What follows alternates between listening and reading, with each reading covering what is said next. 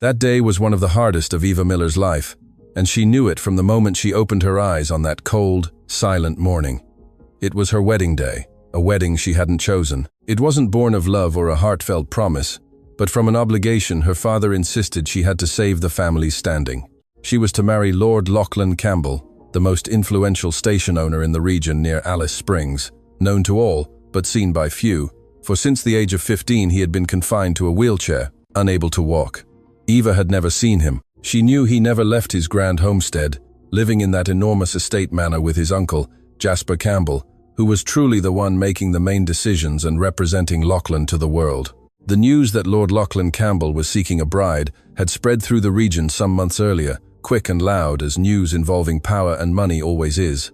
Many families heard, many mothers pondered, many young women were considered, but none of them truly wanted to accept the proposal. The young women of the region didn't want to marry a man who couldn't walk, who didn't appear at balls, who didn't stroll through the towns, even if that man bore the highest title in the district on his shoulders. The prestige was immense, but life beside such a husband seemed to them an existence of solitude and silence, and one by one they retreated, finding polite excuses to avoid saying what they truly felt. Eva, however, didn't have that privilege. There was no comfort for her in being able to refuse, to say no and continue with the life she had. Her father, Peter Miller, was deep in debt to a powerful Sydney syndicate, and that debt was too large to be ignored. 3 years ago, Peter Miller's situation wasn't good, and each year things had silently and steadily worsened. He had sold off parts of the property that were once the family's pride. He had disposed of the horses Eva had loved since childhood. He had sold her mother's jewels to pay faceless, nameless debts. The little dignity left in the Miller household was slowly being consumed. And Peter Miller, a man who always loved luxury and never knew how to live without it, found the solution he needed in his daughter's marriage.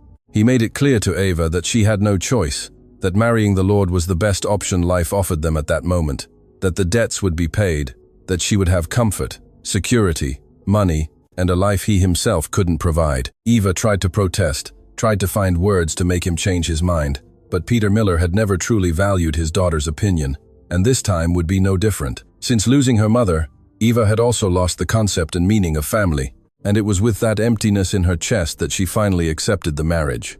She received a beautiful wedding dress and a bouquet of red roses. She carefully styled her brown hair, the strands coiled and secured with small pearl ornaments, and placed the delicate veil that fell over her shoulders like a soft mist. Her father waited for her at the entrance with the carriage, dressed in his best suit, with the air of someone satisfied with himself, and accompanied her to the small country chapel where the ceremony would take place. Eva walked beside him in silence, looking straight ahead, feeling the weight of each step on the stone floor. There was no joy in that walk. There was only the determination of someone who had decided to go through what needed to be gone through, without letting others see the pain she carried inside. The chapel was simple but beautiful. When Eva entered and her eyes swept the space to the altar, she saw him for the first time there in the wheelchair, his head bowed, as if absorbed in some thought that the world around him couldn't reach. Beside him was Jasper Campbell, his uncle, the same man who had visited her home several times to speak with her father, always elegant, always with that calculating gaze of one who weighs every step before taking it. Eva walked to the altar and positioned herself in front of the man who would be her husband. And it was then that he raised his head and looked at her for the first time. He was handsome, strikingly handsome, with a beauty she hadn't expected to find, and which surprised her in a way she couldn't completely hide. Light brown hair, almost blonde, tied back, and deep green eyes that held a mystery so dense that she felt as if she were looking at a locked book. Lachlan was serious, completely serious, and said not a word. The pastor began the ceremony with the slow, grave voice of someone who had conducted many marriages, but still treated each with the same solemnity. The sacred words echoed through the walls of the small chapel, climbed through the colored stained glass windows, and settled upon those two strangers who were about to be united by a bond neither had freely chosen. Eva listened to every word with her eyes fixed forward, not looking at Lachlan, not at Jasper, not at her father, who stood a few steps behind her, with the calm air of one who had just solved a great problem. The ceremony was quick, without unnecessary embellishments, without prolonged music, without emotional speeches, just the pastor's questions and the answers that had to be given. When the time came, both said, "I do." The word came from Eva's mouth firm and low, and from Lachlan's equally restrained, as if both knew that this "I do" was not the beginning of something, but the fulfillment of something that had been decided long before.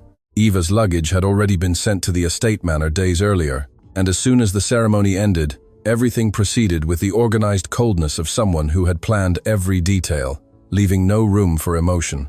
Lachlan was led to his carriage with the help of 2 trusted men and departed first without a gesture, without a word addressed to the woman who had just become his wife. Eva stood for a moment in front of the chapel door, feeling the afternoon sun on her face and trying to understand what had happened in those last few minutes that had changed the course of her entire life. Her father approached to say goodbye with the smile of one relieved, with hands outstretched as if expecting a hug of gratitude. But she couldn't. There was no gesture of affection within her at that moment to offer him. She turned her back, descended the chapel steps, and entered the carriage, waiting to take her to the manor, carrying in her lap the bouquet of red roses that was already beginning to wilt at the tips. The carriage door closed, the wheels began to turn on the cobblestones, and Eva looked out the window, watching the town disappear behind her. It was then she realized she wasn't alone in the carriage, for sitting on the other side, hands clasped over his knees and eyes fixed on her, was Jasper Campbell. The Lord's uncle observed her for a brief moment before speaking with that calculating calm of one accustomed to managing situations and people to his advantage. He leaned slightly forward, clasped his hands over his knees, and said in a slow, direct voice, "I know you must be hating your father right now, hating your new husband, feeling the weight of everything that has happened without being able to do anything to change it." He paused briefly, as one lets words settle before continuing, and then added in a softer tone, "You will have a good life. You will lack nothing. The manor and everything within it will be at your disposal as befits a lady." But then his voice changed, becoming firmer, more direct, as one casts aside courtesy to say what truly matters. He looked at her seriously and said, "But I expect you to understand your role and your place in this house. Lachlan needs an heir, so be a good wife to him." Eva listened in silence, not averting her gaze, not letting any emotion visibly cross her face. And when he finished, she replied with only 2 low, restrained words. "Yes, sir," she said, and added nothing more. The journey lasted about an hour, and Eva spent most of it with her eyes directed toward the window, watching the open plains give way to a narrower path, bordered by ancient, dense gum trees that created a kind of natural corridor. When the carriage reached the gate of the estate, it still took about 10 more minutes of internal drive until the homestead appeared fully before her.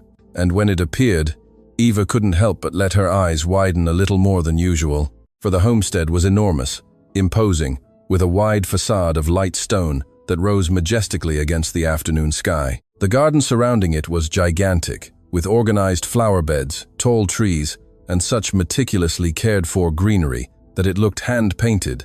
Lachlan had already disembarked from his carriage and entered the house before she arrived, and Eva thought, looking at that closed door, that she was married to a man from whom she had heard only an "I do" at the altar and nothing more. Not his name spoken to her, not a prolonged glance, no gesture whatsoever. She alighted from the carriage, accompanied by Jasper, and entered the manor for the first time. A beautiful woman of approximately 40, with elegantly pinned blonde hair and the firm posture of one who knows her place well, came to greet them at the entrance with a discreet, controlled smile. Jasper turned to her with natural authority and said, "Helen, take the lady to her room and do as we agreed, all right?" Helen curtsied, looked at Eva with an attentive and respectful gaze. She replied, "Yes, sir," and began to walk. Eva followed her through the interior of the manor, and with each step, it was impossible not to notice the refined luxury everywhere. The gold-framed paintings, the enormous central staircase that elegantly ascended to the upper floor, and there was a ramp beside it to the upper floor, made for Lachlan's use with his wheelchair. Everything was grand, everything was precise, everything had the appearance of a place where every detail had been carefully thought out and no expense had been spared. Helen led her down a wide corridor on the upper floor and stopped in front of a door. She opened it, and Eva entered, finding 4 maids positioned around a bathtub already prepared, with steam gently rising from the hot water. She looked at it all, trying to understand, and it was then that Helen spoke in a calm voice. "Ma'am, this will not be your room. Your belongings are already in your husband's room." Helen continued with the same calm of one announcing something absolutely natural. "They will prepare you and dress you to take you to the bridal chamber, and we have also prepared dinner." Eva heard those words and felt something tighten in her chest. A mixture of fright and an anguish she tried to swallow without letting it show on her face. She would sleep with a man she barely knew, a man who hadn't spoken a single word to her beyond the obligatory "I do" at the altar. And it all felt like a nightmare from which she couldn't wake. The maids helped her with her bath in silence, with soft hands and careful movements, and then dressed her in a nightgown of fine, delicate fabric that had been chosen without her consultation. She was also informed that her entire wardrobe had been remade from scratch, that her old dresses had been discarded and replaced with new pieces befitting the position she now held. When Helen appeared at the door and said in a serene voice, "Ma'am, the Lord awaits," Eva remained still for an instant, took a deep breath, and then followed. They stopped in front of an enormous door in the same corridor. Helen opened it without entering. She said, "You may enter, ma'am," and she remained outside. Eva crossed the threshold, the door closed behind her, and lying on the large, dark four-poster bed, shirtless, with his green eyes fixed directly on her, was her husband, Lachlan Campbell. Eva stood near the door, her feet glued to the floor, as if her body refused to advance, her eyes on the man lying on the bed, who looked at her with an expression she didn't yet know how to decipher. The silence between them was dense, filled only by the soft rustle of the curtains as the night breeze gently moved them, and by the yellowish candlelight that cast elongated shadows across the walls of the immense room. She didn't know what to do with her hands. She didn't know where to look without seeming too much or too little, and her heart beat at an accelerated rhythm that she tried to hide with the rigidity of her posture. It was then that he spoke in a deep, calm voice that didn't have the coldness she expected. "Don't be afraid. Come here, Eva." He gently patted the bed beside him, as one calls someone to sit, without haste, without demand, just a simple gesture that somehow made everything more terrifying. Eva felt her chest quicken. Each step towards that bed seemed a step into unknown, uncharted territory. She didn't want to lie beside that stranger, but now he was her husband, and with slow steps, she went to the edge of the bed. She was about to lie down when he smiled, and that smile was so unexpected, so different from the seriousness he had shown in the chapel, that she paused, unsure of what to do. "I don't want you to lie down," he said calmly. "Sit here, and let's talk. I want to apologize for how I behaved in the chapel. We couldn't speak there." Eva sat on the edge of the bed, her back straight and her knees together, trying to maintain a distance that was both polite and firm, and her eyes searched for any point in the room that wasn't him. But he was shirtless, and that left her unsure of exactly where to look without being disrespectful or too uncomfortable, and she felt the heat rise to her face, unable to prevent it. Lachlan noticed, and without any comment that would embarrass her further, he said naturally, "Eva, reach me that shirt, please." She saw a folded shirt on the nearby armchair, got up, walked to it, and brought it back, handing it to him without a word. He put it on with calm movements, and then asked her to sit again, and this time there was something a little less tense in the air, as if that small gesture had broken a thin but necessary wall between them. Lachlan looked at her for a moment before speaking, and there was something in his green eyes that Eva hadn't expected to find. There was no arrogance, no indifference. There was a deep seriousness mixed with something that seemed almost weariness. The weariness of someone who has carried a burden for a long time without being able to share it with anyone. "Eva," he said, "my name is Lachlan. I know you already know my name, and first of all, I want you to be at ease. I have no intention of touching you." She looked at him, not understanding, blinked once, and then the questions that could no longer be contained within her burst out with a frankness she herself didn't expect. "If you don't intend to touch me, why am I here in your room? And why did you marry me?" Lachlan remained silent for an instant, and then smiled again. And that face there in that candlelit room was completely different from the closed, distant face he had worn at the altar hours before.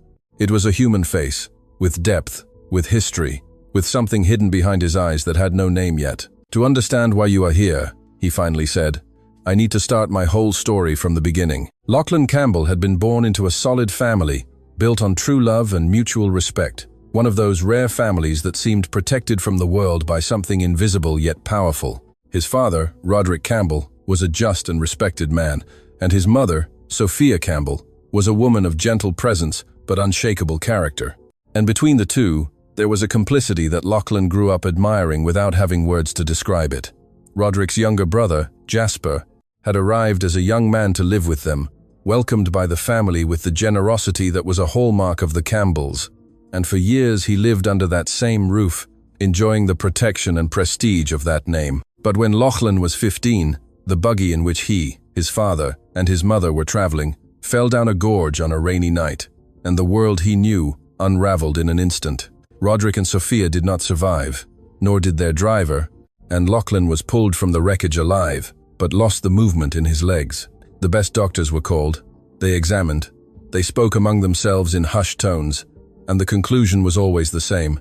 He would never walk again. And so, at 15, Lachlan Campbell inherited the title of Lord. With Roderick's death, Jasper Campbell became his nephew's legal guardian, and as Lachlan was still very young and devastated by the loss and the condition the accident had left him in, all administration of the fortune, properties, and decisions pertaining to the Lord passed into the uncle's hands. Jasper took on this role with an efficiency that seemed like dedication, but which over time revealed its true roots. For it was not care for his nephew that motivated that man. It was the love of power, the pleasure of commanding, the comfort of being obeyed without having to justify anything to anyone. When Lachlan came of age and began to understand what was happening around him, he realized he had been subtly cut off from everything with such calculated precision that it took him time to notice. Accounts that were never shown to him, decisions made without his consultation, employees who answered to Jasper before answering to him. The nephew had become a decorative figure within his own home, a name on paper, a title without substance, and Jasper governed as if the estate were his by right. And then an official communiqué from the Crown arrived in Lachlan's hands, making it clear that the title of Lord could not be inherited by collateral relatives, only by the Lord's direct children. If Lachlan died childless, the title would be extinguished in that generation. The properties would revert to the Crown, and Jasper would lose access to everything he had built around his life. To maintain power, to continue enjoying the Campbell fortune, Jasper needed Lachlan to have an heir, and needed to keep Lachlan alive, but dependent, controlled, isolated, and it was then that Lachlan began to piece together the fragments he had ignored for years, the details of the accident that never quite fit, the witness who disappeared before speaking, the driver who had been hired by Jasper days before the journey. One of Lachlan's trusted men, a fellow named Julian, had discreetly infiltrated the uncle's inner circle, posing as one of his allies, and little by little he was bringing the Lord pieces of the truth that Lachlan needed to carefully assemble before acting.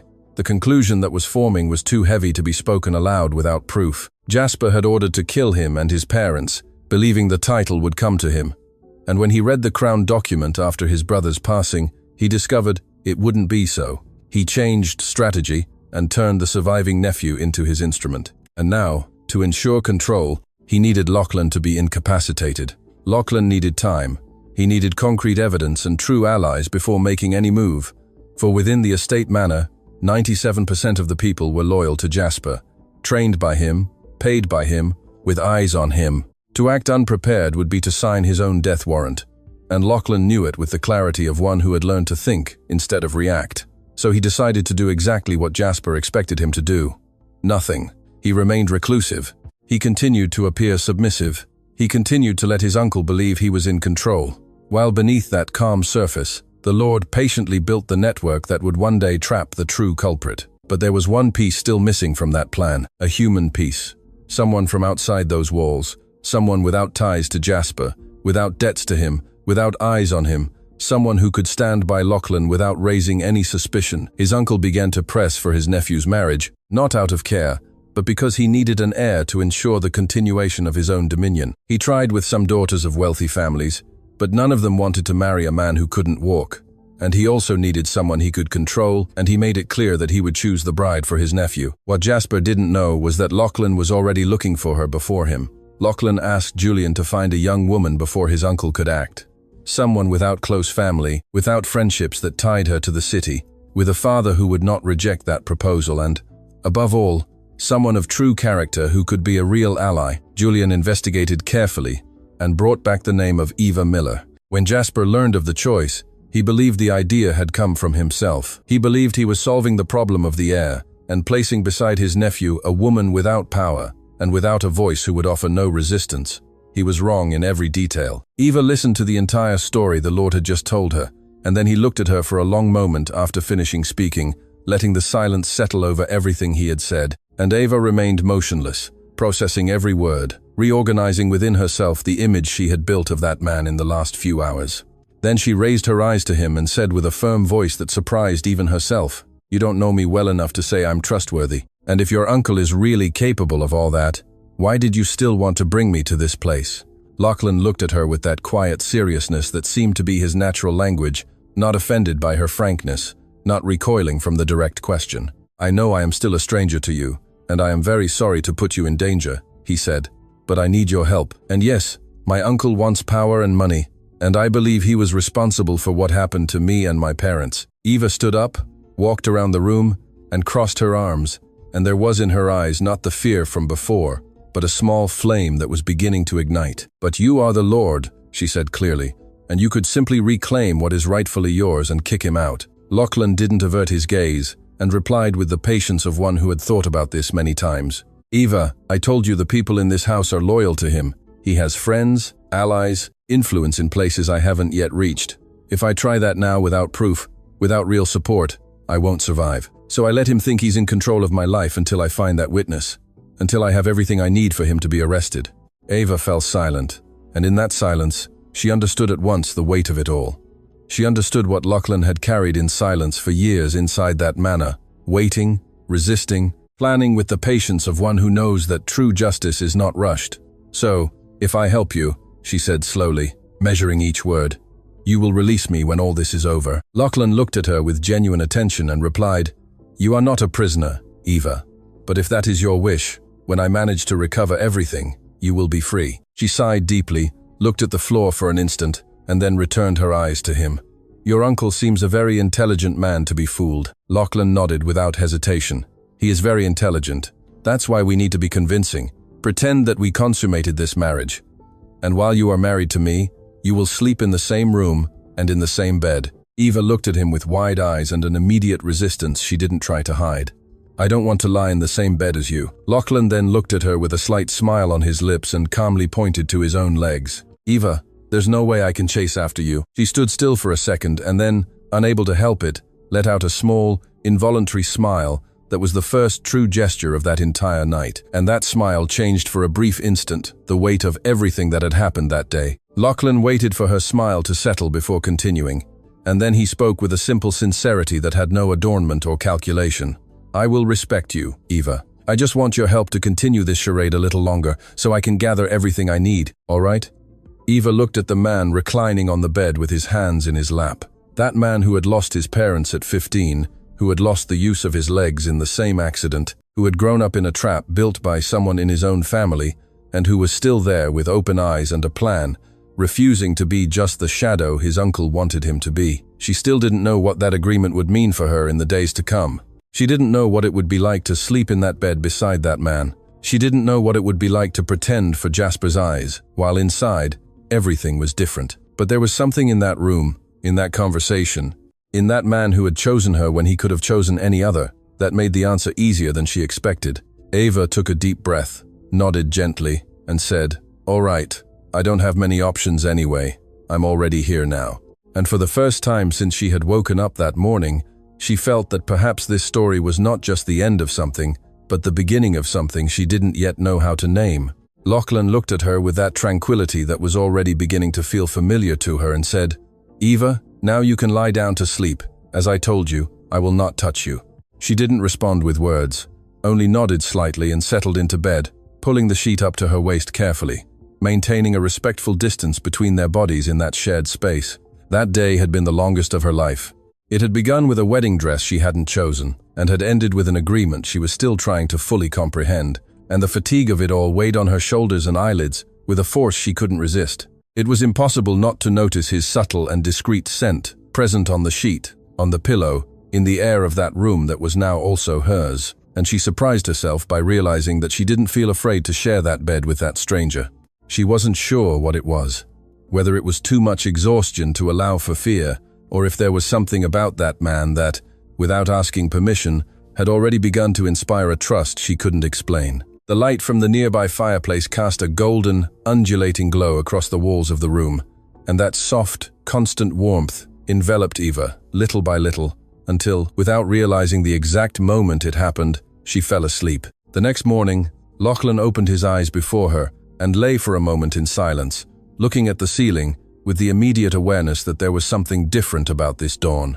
Someone was beside him, And that was a novelty he would have to learn to carry with naturalness if he wanted everything to work as planned. He turned slowly and looked at her, and the first rays of day came through the crack in the curtains and fell upon Ava's face with a delicacy that seemed intentional, illuminating each feature with a soft, honest light. Her brown hair was spread over the pillow, as if someone had arranged it that way on purpose, framing a face that was beautiful, with the simple beauty of one who never needed to try for it. Women normally fled from him, pushed away by the chair that confined him, and Lachlan had learned to live with that solitude without making too much noise about it. But there was Ava, calm, breathing slowly, oblivious to the effect she was having at that moment. When she began to stir, the first signs of her waking, he turned to the other side discreetly, sat up, and drew his wheelchair, which always remained by the side of the bed, closer. Eva opened her eyes and found him already with his back to her, busy arranging the chair, and she remained seated for an instant, observing that movement with an attention that wasn't pity. It was something different, closer to respect. "Do you need help?" she said, her voice still slightly hoarse with sleep. He replied without turning, with the same usual calm, "Don't worry, I'll call your maid to help you dress." Then he touched a small bell on the bedside table, and in a few minutes, the door opened with the punctuality of one who had been waiting for the signal. 2 maids entered to attend to Eva and 2 staff members to assist the Lord, and the room, which had been silent and dim, filled with organized and discreet movement. They prepared for Eva a lilac dress of light fabric, with delicate embroidery on the hem and collar, elegant without being excessive, and one of the maids was preparing to pin up her hair when Ava said with gentle firmness, "I don't want my hair pinned up, I want it loose, please." The maid nodded without questioning, and the brown hair fell freely over the new lady's shoulders. When the staff finished and left, leaving the 2 alone again, Eva looked at Lachlan and said with direct naturalness, "I can manage myself." Lachlan looked at her with a trace of patience in his eyes and replied, "You are the lady now." Eva sighed. It wasn't the kind of answer she expected, but she understood that there were protocols in that house that existed regardless of either of their wills. Lachlan then changed his tone to a more objective one, like someone with a task ahead that couldn't be postponed. "Now we're going to have breakfast with my uncle. We're going to convince him we had a perfect night." They left the room together, walked down the wide corridor on the upper floor, and descended the ramp that had been built beside the central staircase. And Eva walked at his pace, without haste, without showing any discomfort that could be read by mistaken eyes. The breakfast room was illuminated by the morning light entering through the tall windows, and Jasper Campbell was already seated at the table with the posture of one who never needs to wait for anyone. And seeing the 2 arrive, his face broke into a smile that was too warm to be completely true. "The newlyweds have finally come down," Jasper said with that calculated joviality he wore like a coat. "And how was the night, lady? Did you sleep well?" Eva felt his gaze settle on her like an evaluation disguised as courtesy and responded with a calm and natural smile, without haste or hesitation. "Good morning, Mr. Campbell. The night was very pleasant." Jasper nodded, satisfied, as one records important information, without revealing that he had been expecting it, and both sat at the table, where coffee, bread, fruits, and cheeses were arranged with the precision of a house accustomed to serving well. Lachlan then opened a topic about the property's business, asked a question about accounts, about a pending decision, and it was at that moment that Eva first saw the transformation he had described the night before. The articulate, clear-thinking man who had spoken with her in the room completely disappeared, and in his place was a vague, slightly lost Lachlan, like someone trying to follow a matter beyond his capacity. It was a perfect performance, and Eva needed all her self-control not to let astonishment cross her face.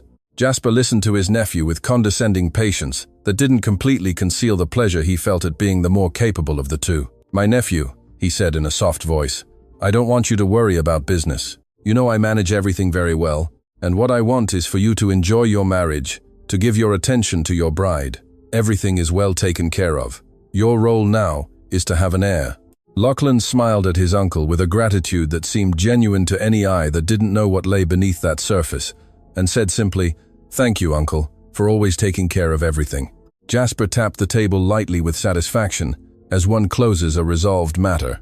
And then one of his staff approached and informed him in a low voice that the carriage was ready. Jasper stood up, bid them both farewell with the same joviality as the start, and left with long strides, like one who has many places to be and no time to lose. Eva followed his exit with her gaze until the door closed, and only then did she breathe more freely. Some time later, when the room had quieted and the movements of the house had settled into the day's routine, a man approached them with determined steps and a look that carried the loyalty of one who had chosen a side and never looked back. It was Julian, and he addressed Lachlan with the respectful familiarity of one who had lived with him for years. "Let's go to the library, Lachlan," he said briefly. Eva observed him, trying to quickly form an impression of that new face, and then Julian turned to her with a slight bow. "Lady, welcome to all this madness." Lachlan then looked at Eva and said, "Eva, this is my trusted man I told you about. It was he who found you and convinced my uncle." The three headed to the library, which was in a more secluded wing of the manor, and when Eva entered, she stood for an instant, struck by the size and grandeur of that space, with floor-to-ceiling bookshelves covered with leather-bound books, an enormous desk in the center, and thoughtfully arranged armchairs. Lachlan looked at her and said with a slight trace of quiet pride, "This library is where I spend most of my time." Julian closed the door carefully and approached both with a contained urgency that immediately changed the atmosphere of the place. He looked at Lachlan and said in a firm voice, like one bringing news that changes everything, "Sir, we found the witness." Lachlan remained motionless for an instant. His hand went to his mouth in an involuntary gesture, and then he said with wide eyes, "Are you serious, Julian?" Eva looked from one to the other, trying to follow, and couldn't resist the question. "That's the person who saw everything?" Lachlan looked at her and replied with a gravity that left no room for doubt. "Yes, Eva. It's the person who can prove it wasn't an accident, but an ambush." The silence that followed lasted only an instant, before Lachlan turned his gaze back to Julian and asked, "Where did you find him?" Julian replied with precision, "He was in a small township about 400 kilometers from here. We brought him to an inn." Eva looked at Lachlan with a question that still hadn't quite clicked. "How did you know about him? How did you know he was a witness?" Lachlan replied with the clarity of one who had patiently assembled each piece of that puzzle over the years. "My uncle confided in Julian, and he listens to all conversations. My uncle was also looking for that man, and so was I. Luckily, we got there first." Julian then looked at the Lord with the question that had been in the air since he entered that room. "And now what do you intend to do?" Lachlan remained silent for a moment, and when he spoke, there was in his voice the precision of one who had thought about this many times and was ready. "I will tell my uncle that Eva and I need our honeymoon in a more private place, and that we will go to the country homestead. He is convinced that I am a fool preoccupied with having an heir. Make him leave you responsible for my safety and take 3 of your trusted men there. The caretakers who look after the house are loyal to me, but he will think that with you there, we are under his eyes. Then we take the man too, call the crown official to hear me, and that man, and I formally denounce my uncle." Julian frowned with the honest concern of one who calculates risks without romanticism. "Sir, don't you think this is very dangerous?" Eva looked from one to the other, trying to assimilate the dimension of it all, trying to clearly understand what her role really was in that plot that had begun long before she appeared, as if guessing what was going on inside her. Lachlan looked at her with direct attention and said, "Eva, once again I'm sorry, but with you here, I can use the excuse of our honeymoon to get away from this house without raising suspicions. Rest assured, my men will protect us from my uncle. You will be safe there with me." Eva looked at him for a moment, and then said with the simple firmness of one who has already made a decision and does not intend to back down, "I told you I would help, and I will help, but afterward I want my freedom as we agreed." And as she said that, she also thought that she had no intention of returning to her father's house when all this ended. She wanted to leave, to start anew far away, and that agreement with Lachlan was for now the only path she had to get there. That afternoon, Lachlan spoke with his uncle with disarming naturalness, like one who has nothing to hide. He spoke of the country homestead with simple enthusiasm. He said he wanted to enjoy that time with his wife away from the bustle of the town, and that his focus was exactly what Jasper always said it should be. The uncle listened with a satisfied smile. He looked very favorably on that initiative, and Julian offered to accompany them, looking after the Lord's safety, which Jasper approved without hesitation, convinced that he was placing his own eyes within that journey. Lachlan's plan had worked with a perfection that seemed almost too simple, but it was precisely in that apparent simplicity that its strength lay. The next morning, very early, when the light was still dim and the manor still slept in its silence of stone and wood, Lachlan and Eva set off for the country homestead in a discreet carriage with Julian and 3 hand-picked men following close behind.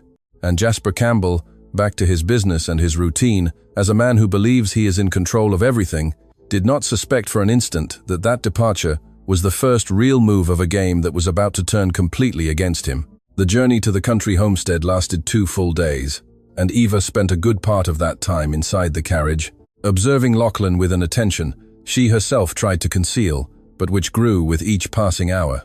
They were 2 long days with roads not always smooth, with necessary stops, and with all the discomforts that a journey of that size imposes on any traveler. And it was in that context that she began to truly understand the limitations Lachlan carried in his body without ever showing them on his face. There were moments when the men needed to help him alight from the carriage, at stops, on more uneven terrain, and he accepted that help with a quiet dignity that had neither wounded pride nor defeated resignation, only the practical awareness of one who learned to live within the limits fate imposed on him. But it was also clear that he valued his independence, that there was a discrete line beyond which he preferred to manage alone, and the men who served him already knew well where that line was. Eva watched all this and thought, almost unintentionally, that it was sad to see such a man handsome, intelligent, strong in shoulder and mind, deprived of walking because of the greed of someone in his own family. 2 days of travel were not enough to fully know someone, but they were more than enough to begin. When the carriage finally stopped in front of the country homestead, and Eva disembarked and looked at what was before her, she remained silent for a moment, just to absorb it. The house was not grand like the estate manor. It did not have the imposing wide facades or monumental planned gardens, but it had a majesty of its own, serene and welcoming, with 2 stone floors covered by green vines and windows that seemed made to let in all the light of the world. It was the kind of place that seems to have been built to house stories, and Eva felt something settle within her upon seeing it, as if this place had a different temperature than others. Leo and Jess, the caretakers who looked after the property, were an elderly couple, kind from the first smile, with the warmth of those who inhabit a place long enough to become part of it. They came to receive the couple with restrained embraces and sincere congratulations on the marriage, and Lachlan received them with an affectionate familiarity that revealed a relationship built over many years. As they were led inside, Lachlan leaned close to Eva and said in a low voice, discreet enough for only her to hear, "Here, we also maintain the charade of our marriage." She nodded naturally. Jess prepared a generous and fragrant lunch that filled the house with aromas that evoked safe places and unhurried afternoons. During the meal, Julian found a moment to approach Lachlan, inform him in a low voice that the witness would arrive the next day, and Eva saw in the Lord's eyes a spark of something he quickly controlled before anyone around him could notice it. After lunch, when the house had settled into the warm rhythm of the afternoon, Lachlan turned to Eva and asked with a lightness that seemed genuine, "Shall we take a stroll in the garden?" She nodded, and both went out the back door to a garden that was simple but beautiful, with wildflowers and ancient trees that cast a generous shade over a dirt path. In some sections, the terrain was uneven, and Eva positioned herself behind the chair, helping to push without making a show of it. And Lachlan said nothing, just allowed it. And that small, silent gesture between them held the comfort of things that need no explanation. They found a dark wooden bench in the shade of a wide tree, and Eva sat down. And for a moment, neither of them said anything. They just let the silence of the countryside fill the space between them. It was Lachlan who broke the silence with a question that held more care than curiosity. "Do you miss your father?" Eva looked forward for an instant before replying, as one arranges words in the correct order to say exactly what they need to say. "I don't miss him," she said with a calm that wasn't coldness. It was just the truth stripped of drama. "He sold me to your uncle so he wouldn't lose the luxurious life he led." Lachlan remained silent, and there was something in his eyes that recognized that pain without needing to name it. Then he asked with the same delicacy, "And your mother?" Eva took a deep breath, and when she spoke, her voice had a different texture, softer, like one opening a carefully stored drawer.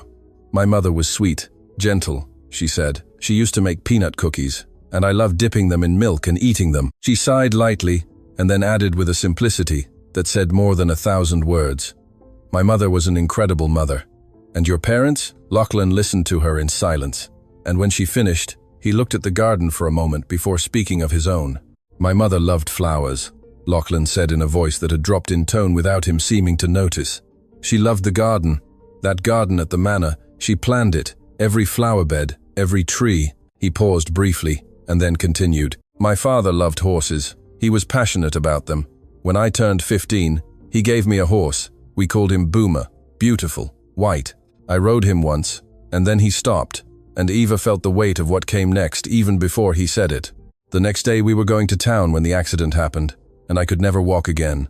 The silence that followed was dense, full of images that lived with cruel clarity in Lachlan's memory. Then he added with a contained bitterness that was almost worse than open rage. One day I saw that my uncle had taken Boomer for himself. He told me there was no point in such a thoroughbred horse rotting in the stable, that he would put him to good use. Eva heard that and felt something tighten in her chest, because in that small detail was all of Jasper Campbell's cruelty, summarized in a single action, stripping his nephew not only of his title and freedom, but also of the last bridges that connected him to his parents. Eva looked at him for a moment, at that man who had lost so much and who was still there with a plan and open eyes. And then she said with a gentle firmness that was not pity, but genuine encouragement, "But now everything is about to change. You're going to get everything back." Lachlan looked at his own legs with an expression that lasted barely a second before being controlled and said with a resigned stillness, "But I won't be able to walk, Eva, that he took from me." She looked at him directly and didn't let the answer escape without the question that had formed within her since she knew his story. "But you simply accepted what the doctors said and never tried anything again. Didn't you want to seek other opinions?" And then she added with that frankness she had shown before, "Who brought those doctors to examine you?" Lachlan looked at her with slightly wider eyes, as if the question had lit a light in a corridor that had remained closed for a long time, and replied slowly, "My uncle. I was young, I was broken, and I ended up accepting it. After that, I didn't seek any others." He fell silent for an instant, and then looked at her with a small, hesitant smile that held something fragile, like someone opening a window that had been closed for a long time, and said, "Eva, do you think I should hope again for that?" Eva smiled at him with a calm that was also certainty, and replied, "He might have paid those doctors, Lachlan. Look at all the evil he's already done. I think you should try again after you sort all this out." Lachlan looked at her, and in his green eyes there was something stirring, a thread of hope he had buried so deeply he had almost forgotten where it was. He had accepted his condition with the resignation of one with nowhere else to turn, but Eva was right, and he knew it. And for the first time in a long time, he allowed that sad certainty to tremble a little. The dinner Jess prepared that night was worthy of a celebration, with dishes that filled the table and perfumed the air with generous seasonings, and the four conversed around the table with a lightness that seemed improbable, given everything that moved beneath that calm surface. Lachlan and Eva played their roles as newlyweds, with a naturalness that surprised even themselves, and Leo and Jess looked at them with the simple tenderness of people who like to see others happy. After the table was cleared and the lights of the house were put out one by one, both went to the room, which was smaller than the one in the manor, but had the coziness that large spaces sometimes fail to have. The fireplace was already lit when they arrived, and the wood crackled with that low, constant sound that is one of the most peaceful there is. Lachlan looked at the bed and then said with an expression slightly displeased with himself, "I forgot to ask Leo to bring a lower mattress. Can you help me get into bed?" Eva went to him without hesitation, stood beside the chair, put her arms around his waist, and helped him lift himself and sit on the bed. He was heavy, with the real weight of a man with broad shoulders and strong arms, and through his clothes, she could feel the muscles of his back and arms tense with effort, and the warmth of his body was too close to ignore. Her nose brushed his hair in the movement, and she stayed a second longer than necessary, before pulling away. "I'm heavy, aren't I?" Lachlan said with a smile that was half apology and half joke. Eva looked at him and replied with a sobriety that lasted barely a second before giving way. "Quite." And both laughed. A small, quick laugh that had no rehearsal or calculation, just two human beings in a country house room who for an instant let their guard down at the same time. Eva changed and lay down beside him, and Lachlan remained silent for a moment before saying in a voice that was almost asleep, "Eva, soon you will be free of all this." She heard him and looked at the ceiling. And there was something in those words that should have sounded like relief, but produced within her a more complicated, harder-to-name effect. In the few days since they had married, Lachlan had shown himself to be a completely different man from what she had imagined he would be. And Eva remained with her eyes open in the darkness of the room until exhaustion finally overcame her. She woke up in the early hours of the morning to a sound that was neither the wind nor the fireplace. It was low, restrained moans. The kind of sound someone makes when trying not to wake anyone, but the pain is too great to be completely silenced. Eva sat up in bed, and in the amber glow of the still burning embers, she saw Lachlan writhing slightly. His face was damp with sweat. Strands of brown hair clung to his forehead, his body tense with the rigidity of one caught between sleep and pain, unable to escape either. She got up quickly, took the basin that was on the table and the towel beside it, wet the towel, and gently passed it over his forehead. He opened his eyes slowly, as one returning from afar, and when he saw her, he said her name in a whisper that sounded like someone who had just found something he needed. Eva. She put her hand on his shoulder and said calmly, "Lachlan, what are you feeling?" He sat up in bed with effort, took a deep breath, and replied, "I'm sorry. Sometimes I have nightmares and these crises, and my back starts to hurt a lot. What can I do to help you?" she said without hesitation, and in her voice there was a firm presence that wasn't obligation. It was a genuine care that had arrived without asking permission. Lachlan looked at her for a moment before replying, "At home, when I have these crises, they give me a massage that relieves the pain." Eva looked at him with serenity and asked, "Do you want me to do it?" He looked at her as one evaluating if he was asking too much and then said, "Is that all right with you?" She nodded, and he turned onto his stomach on the bed, his wide back towards her, his skin slightly golden from the reflection of the embers. Eva knelt on the bed, warmed her palms against each other for an instant, and then gently placed them on his back. His skin was soft and warm, too warm from the fever of the crisis, and she began to move her hands with firm pressure and a slow rhythm, feeling under her fingers the dense tension in those muscles, like ropes about to break, and she loosened that stiffness little by little, with the patience of one who knows that true pain doesn't subside quickly. Lachlan closed his eyes, his breathing gradually deepening, and she could feel under her palms every fiber releasing, every knot silently unraveling, while the soft crackle of the embers was the only sound in that closed, warm room.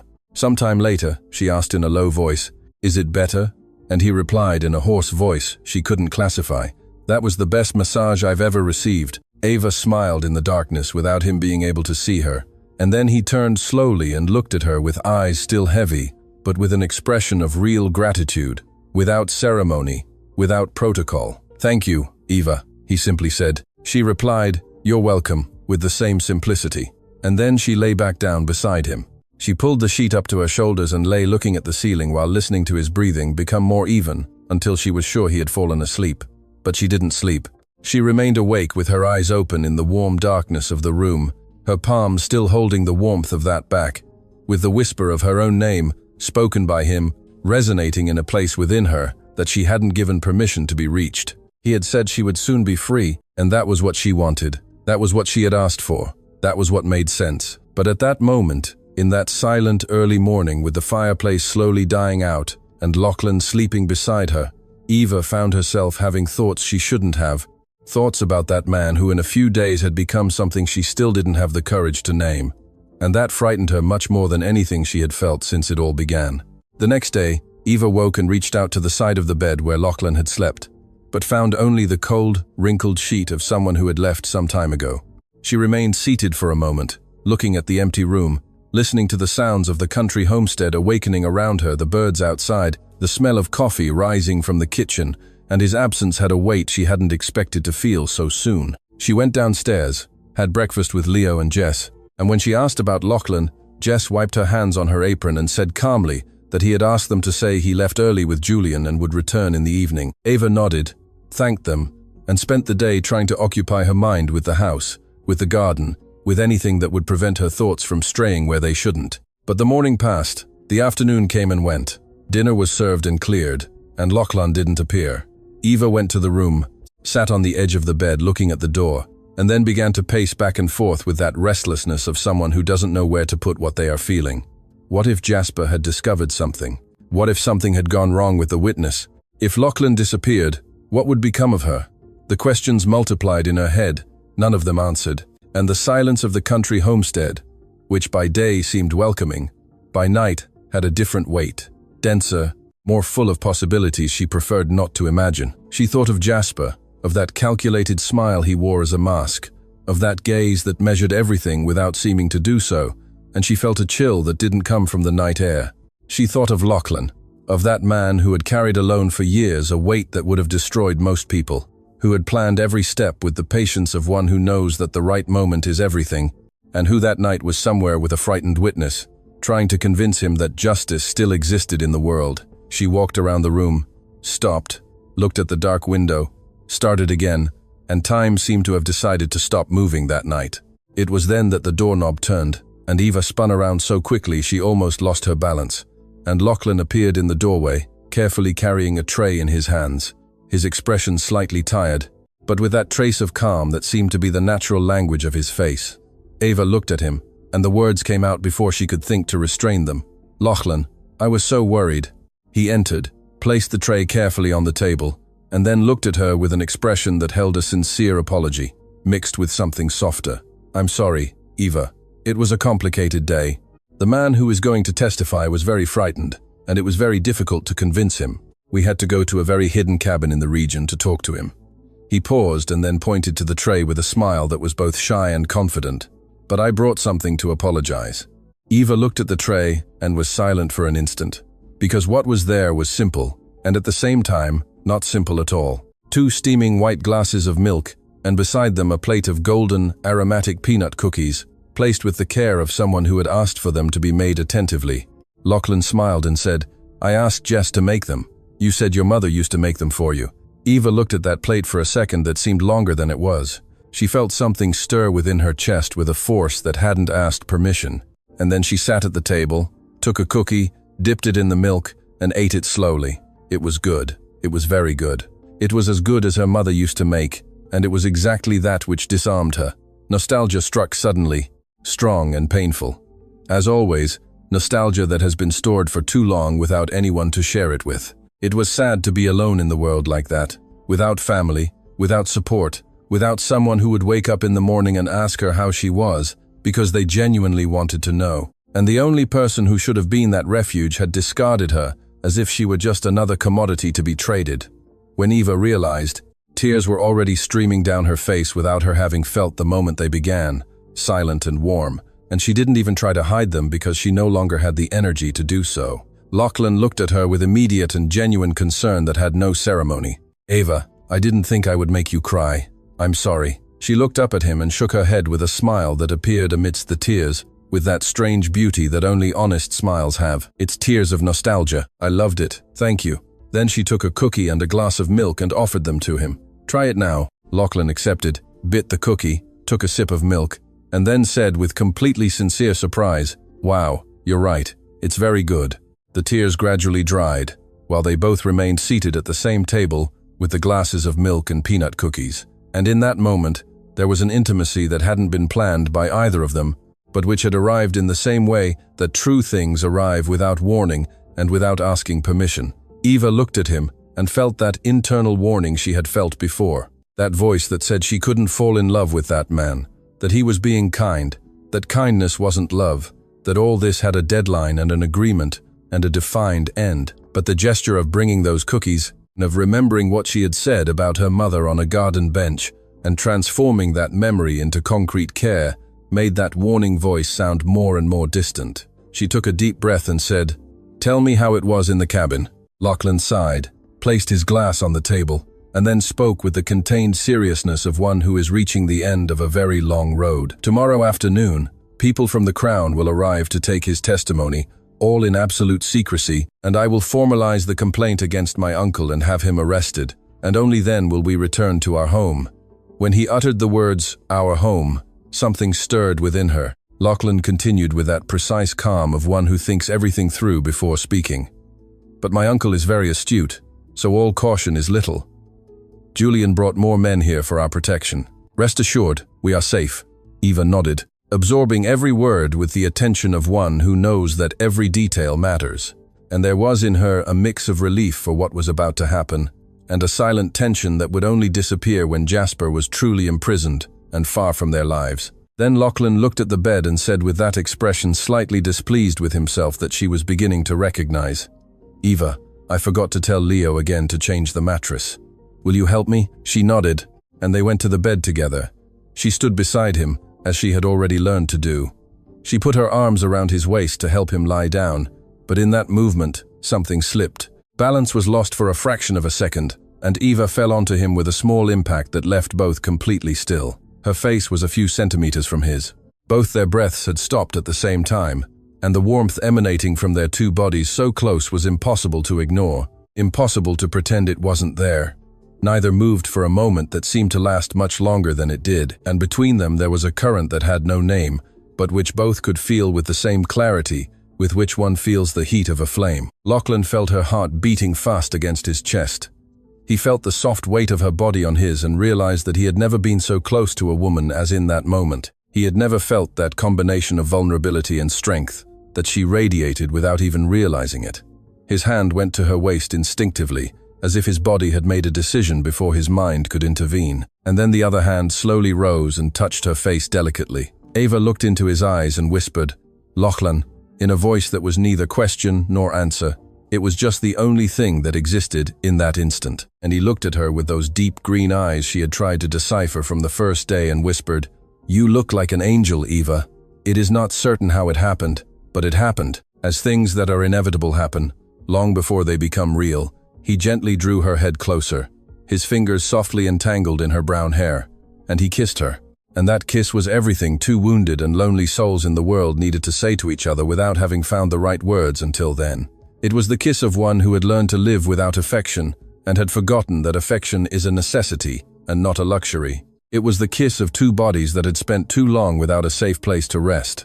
Eva responded with the same intensity with which he had begun, without hesitation, without calculation, only with the honesty of one who finally stops fighting against something that is greater than one's own will to resist. Their lips met as if they already knew each other, with that impossible familiarity that sometimes exists between two people whom destiny prepared for each other, long before either of them knew it, and time within that room stopped completely. When the kiss ended, he rested his forehead against hers for an instant, his breathing slightly altered, and then he said in a voice that held a vulnerability he rarely showed, "Eva, I'm sorry. It's just that I've never been so close to a woman."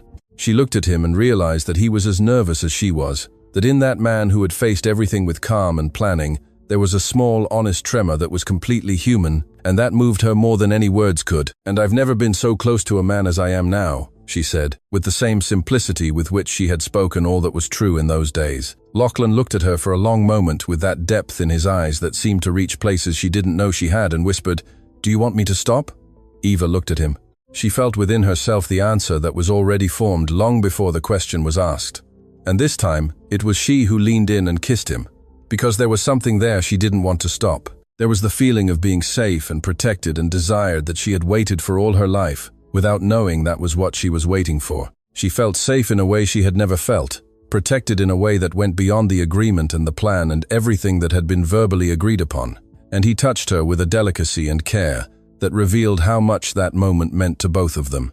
In their own way, in the unique language that two bodies create when they surrender to each other with honesty, they found each other that night. And nothing that happened had been in either of their plans when that story began. But love, when it happens, happens. And when two souls carrying similar pains meet in a room lit by the soft glow of a fireplace, they recognize each other even before understanding what they are feeling. And that night, Ava and Lachlan recognized each other and allowed themselves to love. The next morning, Eva woke lying on his chest, listening to the steady rhythm of his heart, and slowly stretched before looking up and meeting his green eyes, already open and fixed on her, with that expression of one who woke some time ago and remained still because he didn't want the moment to end. He said in a soft morning voice, "Good morning. Do you regret what happened?" She smiled, a smile that came before any thought, and replied, "I don't regret it at all." He then gently kissed the top of her head and said with a sideways smile, "The milk and peanut cookies won you over, didn't they?" Eva smiled even more and said, "You hit the nail on the head." They got up sometime later with the distinct lightness of one who wakes on a day that holds the memory of something that will not be forgotten. It was an important day, the day Lachlan would finally take the step he had waited for years to take. And there was, in the air, a silent tension mixed with a determination he carried on his shoulders, like one finally ready to end a very long battle. Eva helped him dress with that growing naturalness that had settled between them without needing to agree on it, and when both were ready, they opened the room door and walked down the corridor toward the breakfast room, with the steps of those who have a clear destination that day. But when they reached the room, Eva felt Lachlan hesitate for a fraction of a second. At the same time, she herself froze, because sitting at the table with a cup in his hand, and the smile of one who never goes anywhere without having calculated every detail beforehand, was Jasper Campbell. He looked up at them both with that joviality, which was the most perfect mask Ava had ever seen on anyone, and said with a voice that held venom disguised as honey, "I felt lonely in that manner, so I came to pay you a visit." And Lachlan squeezed Ava's hand firmly and discreetly, the only sign between the two that the game had just become much more dangerous. Lachlan looked up at his uncle and smiled with the trained naturalness of one who had learned to use his own face as an instrument, and said with a cordiality that betrayed nothing of what was happening inside, "Uncle, how good of you to come. We're glad for your visit." He approached the table with that calm, that was actually the calm of one who is calculating every second. And Eva accompanied him, sat down, greeted Jasper with a smile she didn't even know where she had conjured it from, polite and light, like that of a satisfied bride on her honeymoon. But while maintaining the smile on her face, Eva felt her heart beating at a speed that didn't match the lightness she was trying to show, and she looked at Lachlan, waiting for some signal to tell her what to do. Lachlan, for his part, discreetly looked around for Julian, but Julian was nowhere he could see, and the absence of the only ally within that house at that moment was an emptiness that weighed more than any presence. Lachlan's mind began to work silently and quickly, mapping the possibilities, trying to understand what his uncle's visit meant, trying to calculate how much Jasper knew and how much he only suspected. It was then that Lachlan looked and saw Jess and Leo standing behind Jasper, too still, with that posture of those who know something they don't want to know. And at that instant he understood everything with a clarity that hurt in a way different from all the other pains he had already felt. The two caretakers his mother had personally hired, who had looked after that house for years, who were part of one of the last secure memories he kept of life before the accident, had betrayed everything to Jasper. Lachlan stood for a second alone, looking at them with something that was not rage. It was sadness. The kind of deep sadness that only exists when someone you trusted chooses the other side. Trying to maintain the charade a little longer, Lachlan turned to his uncle with a calm voice and asked, "How are things at the manor, uncle?" Jasper looked at him, placed the cup on the table with a calm. That was the calm of one who is in charge and knows it. And then he said with a coldness that cut the air in the room, "Enough of the theatrics, nephew. Jess and Leo told me you were plotting something with Julian. I haven't found him yet, but my men are after him. Now tell me what's going on." Lachlan looked at him for an instant and then smiled, pointed to his own wheelchair and said with a lightness that bordered on sarcasm, "Uncle, I'm not plotting anything. What exactly do you think I'm plotting? If you can tell me, because I can't move from here." Jasper let out a loud laugh that held no joy. It held the arrogance of one accustomed to being the most cunning everywhere, and then he changed his tone and dropped the mask completely. "I did everything for you. You never lacked for anything. I multiplied your money, I got you a beautiful bride, and you are conspiring behind my back. Do you think I would be capable of doing something to your parents? To you?" Lachlan took a deep breath and replied with a restraint that cost him more than anything that day, "I know you have always looked after me, and I am very grateful." But before he could continue, Jasper slammed his palm on the table with a force that made the cups clatter and shouted with a rage that could no longer be contained within the mask, "Enough of the theatrics, Lachlan, enough." The silence that followed the shout was heavy and tense. And then Jasper slowly rose from his chair and walked towards Ava, with that calculated slowness of one who knows the movement will hurt another person. He stopped beside her and then ran his hand with an intentionally offensive familiarity through her hair, like one marking territory, like one demonstrating power over something that belongs to another. Eva felt her skin prickle with repulsion, but she did not move. She remained still, as one waiting for what comes next. And what came was Lachlan's voice, which had completely changed in tone, with a harshness she had not heard from him until that moment. "Don't touch her." Jasper turned his face to his nephew with a smile that was the coldest Eva had seen on a human face. And then he asked with poisonous calm, "Where is the man I was looking for? Where did you hide him?" Lachlan looked him in the eyes and replied with a question that held all the accusation he had harbored for years. "If you are not guilty of anything, why are you looking for him?"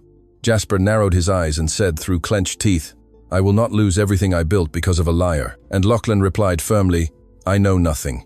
Jasper stood looking at his nephew for a moment that held the tension of a rope stretched to its limit, and then he made a quick and brutal decision that no one had time to prevent. He lifted Eva from the chair by her arm with a force that left no room for resistance, and Eva cried out with all the clarity of one who wants to be heard, "Let me go! Let me go!" Two of Jasper's men stepped forward and pulled her from the room, dragging her out the door, and Lachlan shouted, "Let her go now." Jasper looked down at him with the arrogance of one who believes he is winning, and said in a soft voice that was more threatening than any shout, "You want her back? Then tell me where he is."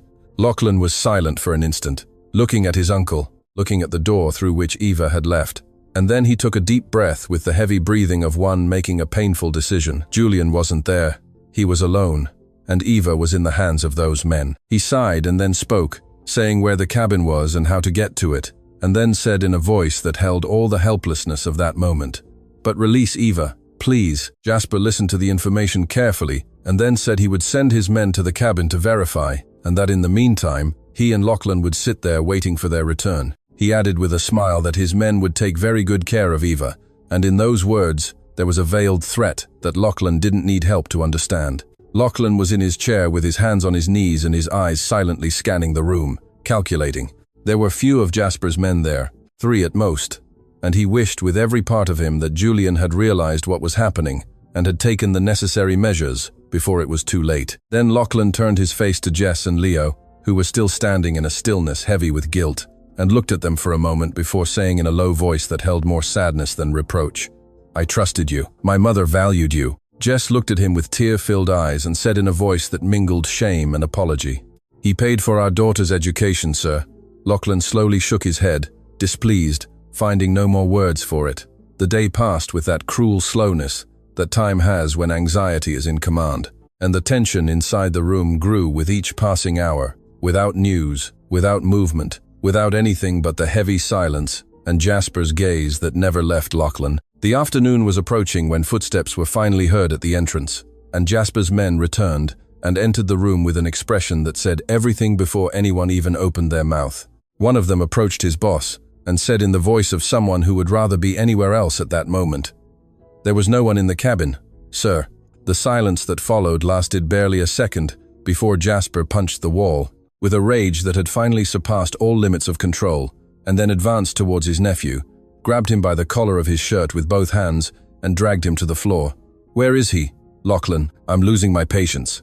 Lachlan looked up at his uncle's red, uncontrolled face and smiled with a calm that at that moment was the most powerful thing he could do, and he said, "Uncle, I think you lost. You lost the privileges of living off me." Jasper stared at his nephew on the floor for a moment, and for the first time in a long time, there was something in his eyes that wasn't calculation or arrogance.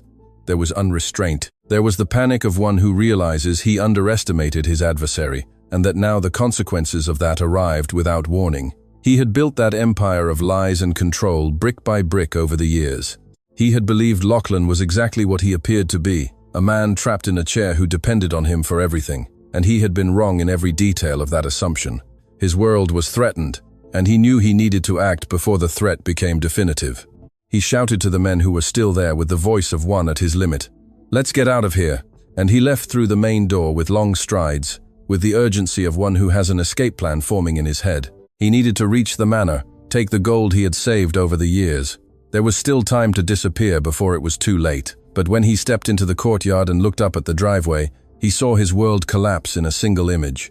Julian was arriving with 20 guards by his side, and in the center of the group, with the posture of one who carries the authority of the crown in every detail of his uniform, was the chief inspector of the colonial police.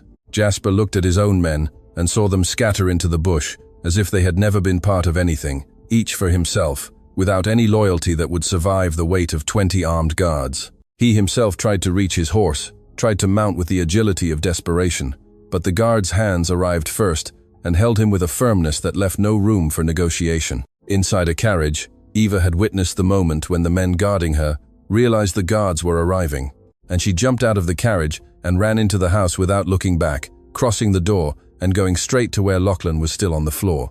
She knelt beside him and placed her hands on his face, checking, searching, and asked with her breath still agitated from the run, "Are you all right?"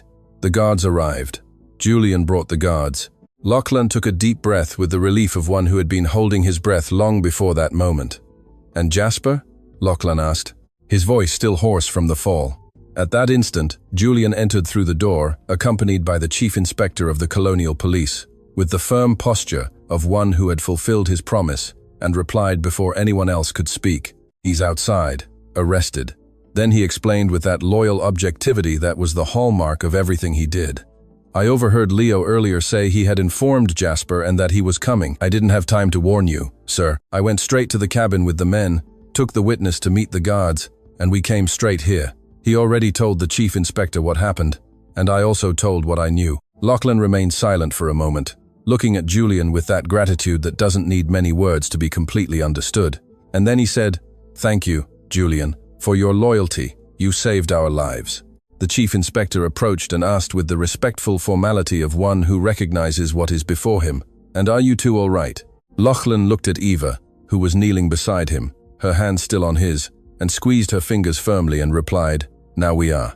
And then, coming from outside, piercing the walls of the country homestead, which had been the scene of everything that had changed their lives in those days, came Jasper Campbell's cries, proclaiming his innocence to the four winds, with the desperation of one who knows that no one believes him anymore. Lachlan listened to them in silence, with Eva beside him and her hand in his, the relief of years of waiting finally coming to an end.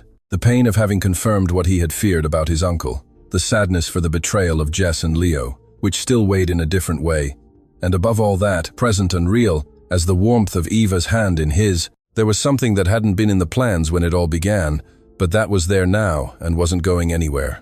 The shouts outside grew more distant as the guards took Jasper away, and the country homestead became quieter. And in that silence, which was finally a silence of peace, Lachlan and Eva remained together on the floor, in no hurry to get up. The days that followed Jasper's imprisonment were days of reconstruction, slow and necessary, as are always the days when life needs to be put back in its place after having been completely overturned. Lachlan and Eva remained at the country homestead, while Julian worked at the manor with the dedication of one who can finally act without having to hide anything, dismissing one by one all those who had been Jasper's eyes and ears within those walls, replacing every compromised face with someone truly trustworthy. The Crown, for its part, opened the accounts and found what Lachlan already knew was there: an enormous hole in taxes, systematic diversions, frauds patiently built over the years by a man who had turned the administration of the estate into a private source of enrichment. And then came the heaviest confirmation of all. The investigation formally concluded that the accident that had killed Roderick and Sophia Campbell had not been an accident. It had been an ambush planned by Jasper, with the coldness of one who calculates the cost of a life and decides that the price is worth it. It also came to light that Jasper's next plan, had he managed to continue, was to eliminate Lachlan, keep the heir born of that union, and then make both the nephew and his wife disappear, ensuring permanent control over the estate and the fortune for himself. Lachlan heard all that in silence with Eva beside him and said nothing for a long time. Jess and Leo were dismissed without ceremony. 2 months after Jasper's imprisonment, Lachlan and Eva finally returned home. Eva entered through the door of the manor that she had crossed for the first time on a day that seemed to belong to another life, and looked at the enormous stairs, the refined corridors, every detail of that place that was now genuinely theirs, and felt a peace she had never felt there before. And as soon as they settled in, Eva began to search for doctors, to write letters, to seek names, to gather information with the silent determination of one who already knows what she will find and only needs to confirm it. They found 2 doctors, recognized specialists, trained at respected institutions in other countries. And when they examined Lachlan carefully and thoroughly, and then met to give the diagnosis, yes, Lachlan could walk again. The injury that had resulted from the accident, treated properly and with the correct method, allowed for recovery. And if the treatment had been started right after the accident, Lachlan would have been walking for many years. Those words settled upon both of them like something that was simultaneously devastating and liberating. Devastating because they confirmed that Jasper had stolen from his nephew not only his parents and his freedom, but also the years Lachlan could have spent on his feet, and liberating because it meant that the future was different from what the past had tried to convince Lachlan it would be. Eva heard the diagnosis with tear-filled eyes and Lachlan's hand in hers, and when the doctors left, she looked at him and didn't need to say anything, because in every detail of her face was everything that needed to be said. It was during those first months back at the manor that Eva's father appeared. She received him one afternoon, and he entered with that air of one who carries a light conscience, of one who got what he wanted out of life, and now has space to look at what he left behind. He had remarried, he said, and his new wife was pregnant. He had started a new family. He had moved on with the same ease with which he had discarded his daughter when she ceased to be useful for his purposes. Eva listened in silence, and then said with a clarity that needed no anger to be absolute, that she did not want him in her life, that he should live the life he had chosen, and let her live hers. He left, and Eva closed the door and took a deep breath. And in that gesture there was a lightness she hadn't felt in many years. That night, lying beside Lachlan with her head on his chest and the fireplace light illuminating the room with that golden glow that had already become the color of home for her, he asked, "Do you really want to keep him away? Eva smiled, not the smile of one who resisted something, but the smile of one who chose and replied, "Yes, I do. We're going to build our own family." Lachlan remained silent for a moment after she said that, and then turned to look at her with those green eyes she had tried to decipher on the first day, and that she now knew by heart. And he said in a low, complete voice, without circumlocution, without hesitation, with the simplicity of truths that need no embellishment, "It's what I desire most. I love you very much, Eva." She looked at him and replied with the same simplicity that was the most honest way she knew to be in the world. "I love you very much too." Jasper was tried, convicted, and the sentence was final. He would never leave prison again. Lachlan's treatment began shortly after, intense from the first day, built on a discipline that demanded more than his body had been called upon to offer in a long time. It wasn't easy. There were days when the pain returned, with a force that seemed to want to convince him it was useless to continue.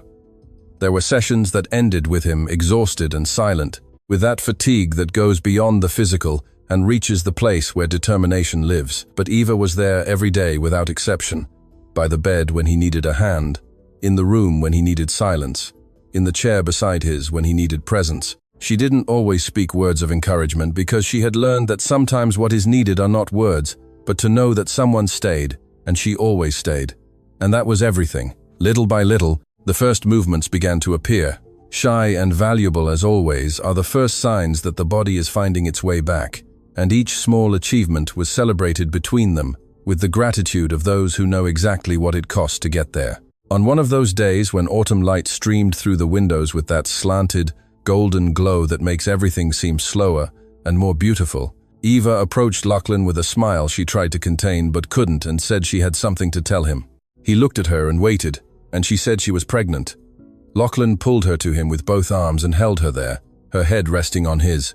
And in that embrace was everything two human beings can say to each other when words are too small. Months later, Roddy was born, named after Lachlan's father as a gift and a promise, as the continuation of something that had been cruelly interrupted and that now found its way back to life through a green-eyed child who entered the world on a day of gentle rain. When Roddy turned 2, running through the corridors of that manor that had been the scene of so many stories before his, Lachlan's doctor asked Eva to come to the living room. She entered without knowing exactly what to expect, and what she found was Lachlan in his wheelchair, in the center of the room.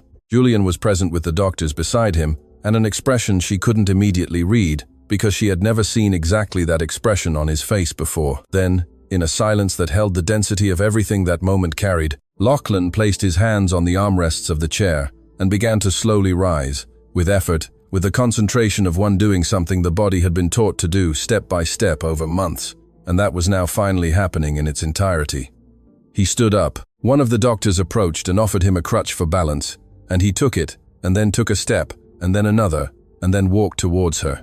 Eva stood motionless for a second, and then tears came without warning, and without stopping, sliding down her face with the force of everything she had hoped for and longed for and believed even on the days when it seemed difficult to believe. And when he reached her and hugged her standing for the first time, she cried with that cry that is of joy and relief and love all at the same time. And he also cried and said, "I'm walking, my love. I'm walking," with his eyes closed and his arms around her, standing, walking free. A month later, Eva approached him on a morning when the sun streamed strongly through the windows and said with that smile that always held something within her, "Come with me, I have a surprise." He smiled and said, "I love surprises." She led him outside, and when they reached the front of the house, he stopped and stood looking at what was there, unable to speak for a whole moment.